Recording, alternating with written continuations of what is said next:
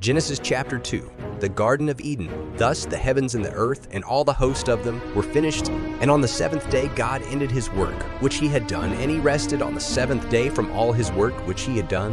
Then God blessed the seventh day and sanctified it, because in it he rested from all his work which God had created and made. This is the history of the heavens and the earth when they were created, in the day that the Lord God made the earth and the heavens, before any plant of the field was in the earth, and before any herb of the field had grown.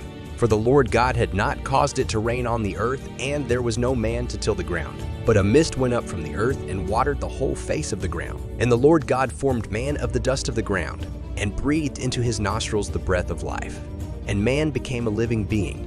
The Lord God planted a garden eastward in Eden, and there he put the man whom he had formed. And out of the ground the Lord God made every tree grow that is pleasant to the sight and good for food. The tree of life was also in the midst of the garden, and the tree of the knowledge of good and evil. Now a river went out of Eden to water the garden, and from there it parted and became 4 riverheads. The name of the first is Pishon.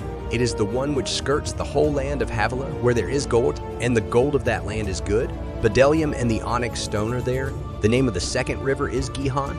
It is the one which goes around the whole land of Cush. The name of the third river is Hiddekal. It is the one which goes toward the east of Assyria. The fourth river is the Euphrates. Then the Lord God took the man and put him in the Garden of Eden to tend and keep it. And the Lord God commanded the man, saying, Of every tree of the garden you may freely eat, but of the tree of the knowledge of good and evil you shall not eat. For in the day that you eat of it you shall surely die. And the Lord God said, It is not good that man should be alone. I will make him a helper comparable to him. Out of the ground the Lord God formed every beast of the field, and every bird of the air, and brought them to Adam to see what he would call them. And whatever Adam called each living creature, that was its name. So Adam gave names to all cattle, to the birds of the air, and to every beast of the field. But for Adam there was not found a helper comparable to him. And the Lord God caused a deep sleep to fall on Adam, and he slept. And he took one of his ribs, and closed up the flesh in its place. Then the rib which the Lord God had taken from man he made into a woman, and he brought her to the man.